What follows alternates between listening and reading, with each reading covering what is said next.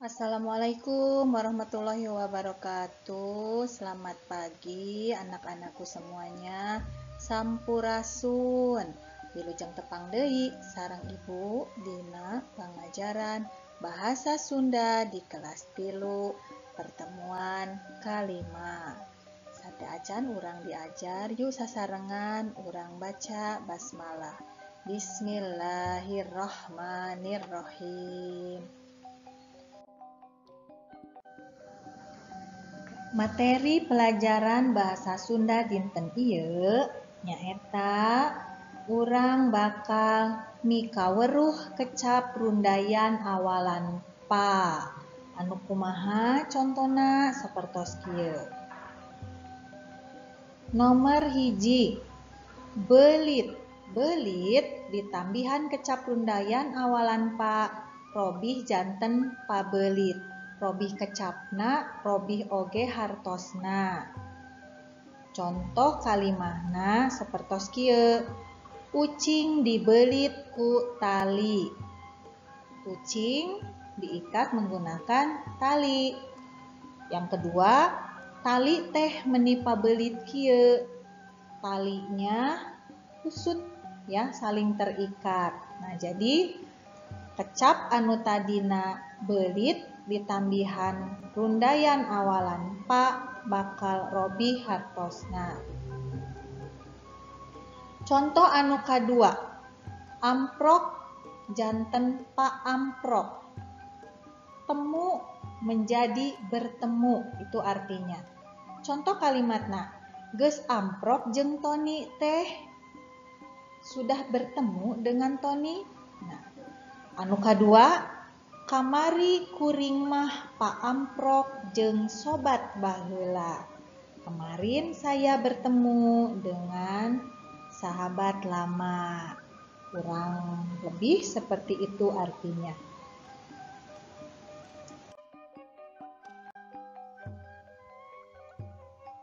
Ayeuna urang lajengkeun kanu materi mikaweruh kalimah ngantet. Naon anu dibaksad kalimah ngantet teh? Nyaeta kalimah penghubung. Fungsina nyaeta ngahubungkeun dua kalimah. Anu kumaha kecap atanapi kalimah ngantet sapertos kieu. Contoh kecap ngantet.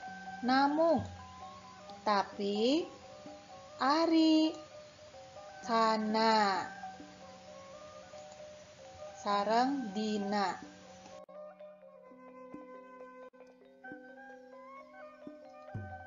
Ayeuna contoh kalimahna. Nu kumaha contoh kalimah pangantet teh? Ngagunakeun kecap tapi. Contoh nu kahiji, abdi sakola di SD. Teteh sakola di SMP. Kalimahna janten abdi sakola di SD, tapi teteh sakola di SMP. Sapertos kitunya. Contoh kalimat pangantet nganggo kecap tapi.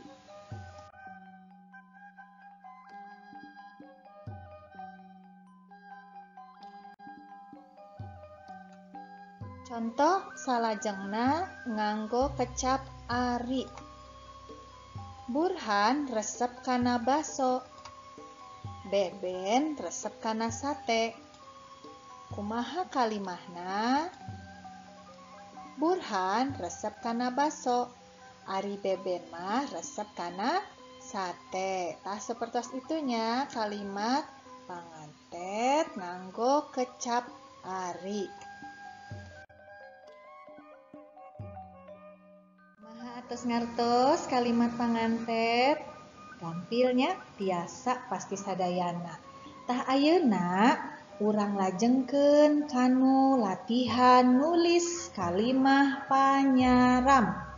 Kalimah panyaram teh naonnya? Kalimah panyaram digunakeun pikeun nyaram atanapi nyarek atau melarang.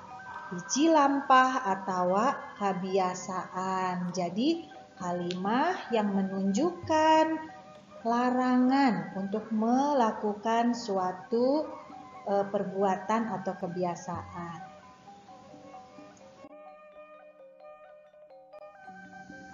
Kumaha tos tiasa sadayana. Tah ayeuna mangga dibuka bukuna kaca 18 pek titenan heula gambarna ku hidep. Teras didamel kalimah panyaramna. Contoh tingali aya gambar Yuli miceun cangkang cau ka jalan. Tah kumaha contoh kalimat panyaramna kinten-kinten. Nah, didamelnya contoh anu kadua nyaeta aya murangkali anu main langlayangan di jalan. Pek ku hidep seratkeun kumaha kalimah panyaramna.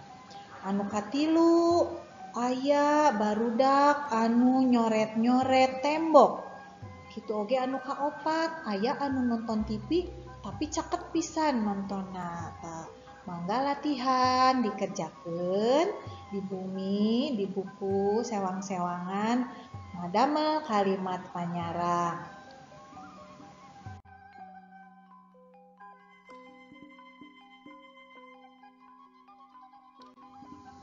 Murid-murid kumaha sadayana tos ngartos dinten ieu alhamdulillah tos beres materi urang ngeunaan rundayan awalan pa kecap ngantet sareng ngadamel kalimah panyaram.